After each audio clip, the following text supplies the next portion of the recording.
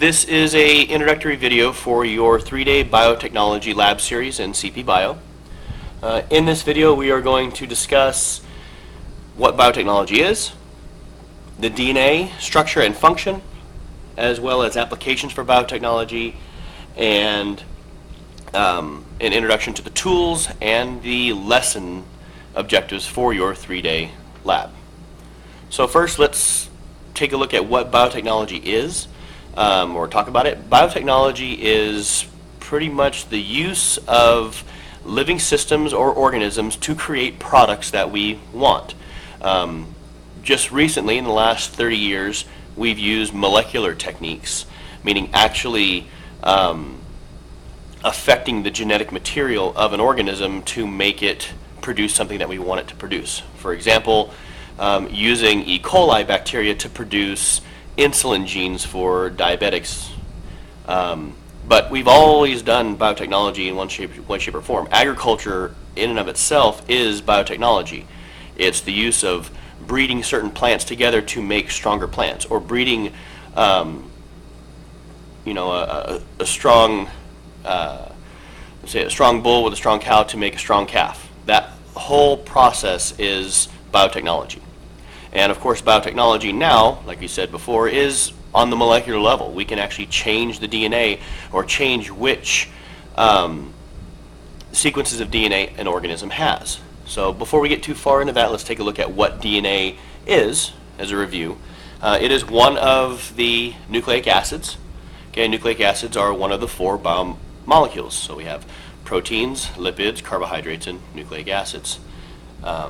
DNA is found in every living cell, whether it be bacteria or it be a eukaryotic cell or a prokaryotic cell like bacteria. They're also found in many viruses. So some viruses don't have DNA, but others have they have RNA as their nucleic acid. But it's pretty much ubiquitous in the world. It is responsible for providing cells with the instructions to make proteins, and those instructions we call genes.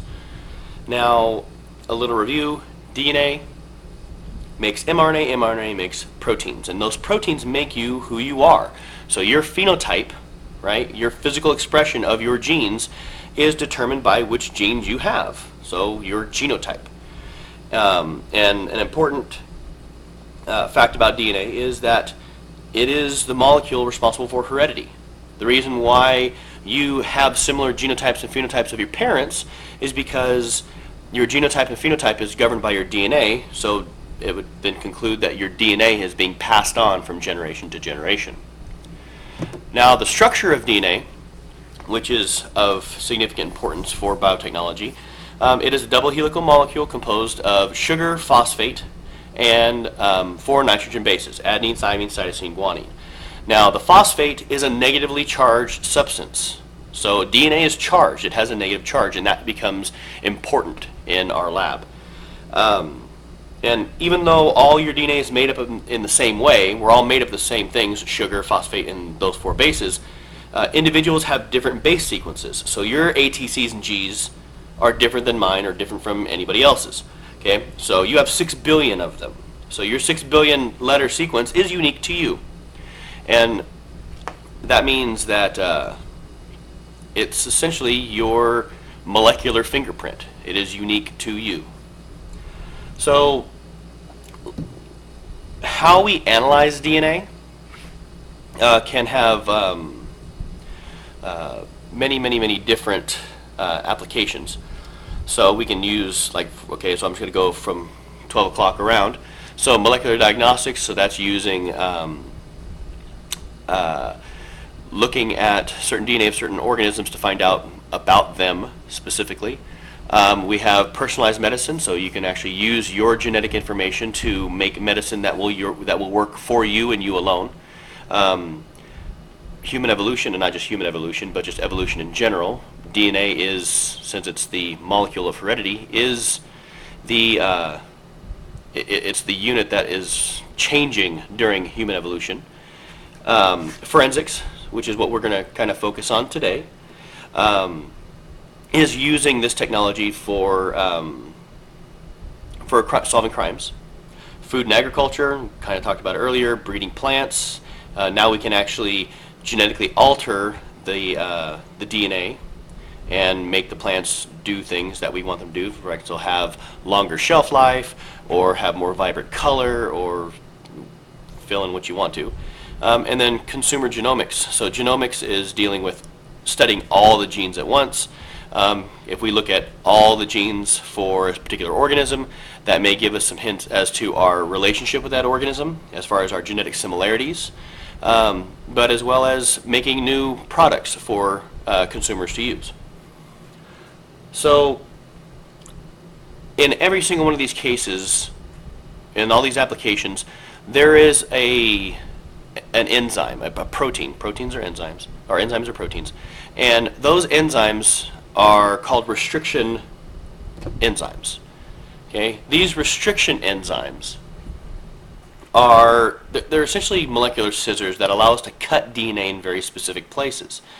And the reason why this is important is because it'll allow us to analyze that DNA and see differences in DNA, because like we said before, everybody's base sequence is different, which means everybody's DNA will be cut in different places if we use these restriction enzymes. So because they're cut in different places, that means that's your DNA, that's what we call DNA fingerprinting. Now the DNA pieces that can be separated by size, we can run it through a gel in a process called gel electrophoresis. So if I look at this top line right here, okay, if I look at that top line right there, that is one strand of DNA. And these guys right here represent restriction enzymes that cut the these little triangles right here. So we're looking at the top line is the uncut DNA, and then the bottom line is the cut DNA with those three restriction enzyme triangles. But if you notice, that cuts them in different places. So we have 4 segments now. We have A, B, C, and D. So if DNA is to be sorted out, we can actually sort it out by the different size. And this is essentially what it would look like. Okay? So I'm going to take a gel and I'll run a current through it. And since DNA is negatively charged, it will move along with a current. And as it turns out, the bigger pieces move slower than the smaller pieces. So if I was to look at the right side of your screen right here and I see these strands, obviously C is the biggest, A is the next biggest, then B, and then lastly D, and being the smallest. So C, A, B, D in order from largest to small. That's essentially what gel electrophoresis does. Now, how that looks is like this. Okay, so I'm going to have a solution which we call a buffer. Okay, and we'll talk about what buffer is later. But if I run an electrode, a negatively charged electrode on top, and then a positive charge on the bottom, well, like I said, DNA is negatively charged, which means DNA is going to move with the current to the positive end. And as the DNA migrates, if you look on the right side of the screen, the longer bands are found up near the top, and then the lower bands are your shorter bands because they can travel farther. So you're going to be doing this in your lab, and these are the tools that you're going to be using in this lab. The big item right there, that is your electrophoresis chamber. Okay, that's going to conduct the current, and that will also allow you to visualize your DNA. The gyro right there on the bottom right is, or sorry, bottom left, that's a centrifuge. So that's going to spin materials down to the bottom of your tubes, because you're going to be using very, very small amounts when you do this. So if anything gets stuck on the side of the tube, you can use the centrifuge to move everything back down to the bottom of the tube. And then lastly, you have a micropipette, which is on the bottom right. Now that device is going to be used to, think of it as a turkey baster for extremely small volumes, and we'll talk about just how small they get here in a minute. So this is what the electrophoresis chamber looks like when it's all broken up. When you are actually using this device, which will not be until day 3, actually all these devices won't be until, the use of all 3 of them will not be until day 3. You'll get further instruction then, but this is just kind of it broken down into different pieces, and this is it actually in use. Those little bands that you see in the middle of your screen, those are the DNA bands that are migrating with the charge. And if you notice on the device, on the bottom left, you can see the little negative charge. On the bottom right, you can see the little positive charge. That means the DNA is moving in that direction. Okay. Now a micropipette. Okay. Your first day is going to be using this tool because you're going to be transferring like microliters at a time. Okay, and we'll talk about how small that is later, but that's going to be your device for moving solutions from one place to another, so from tube to gel, essentially. Our centrifuge, okay, like I said, lid pops open, you put your tubes inside.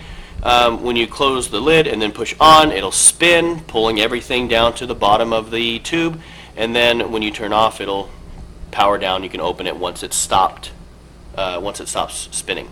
Okay, do not open it when it's spinning, or you could risk hurting yourself.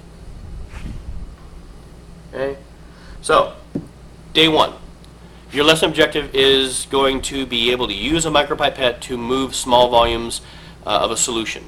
So a microliter, which you guys are going to use between 2 and 20 microliters at a time.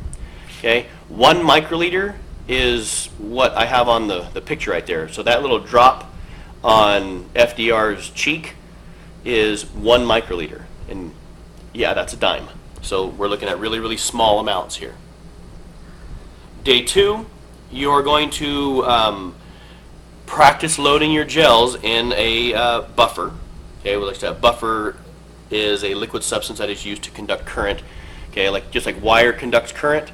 Think of a buffer as a liquid wire. It's a liquid in which the current can be passed through. And then you're also going to practice interpreting gels. Okay, I'll have some pictures and some diagrams set up that you will interpret those gels to see which one's bigger, which strand is bigger, which strand is smaller, just to prepare you for day 3, which is to actually do a gel electrophoresis and analyze a forensic sample. You'll be given a bag that has a case number on it, and you're going to load the gel, run the gel, and determine which suspect was present at a murder crime scene. Okay? That concludes this video. If you guys have any questions, by all means, leave a comment below and or ask in class, and we'll get you situated.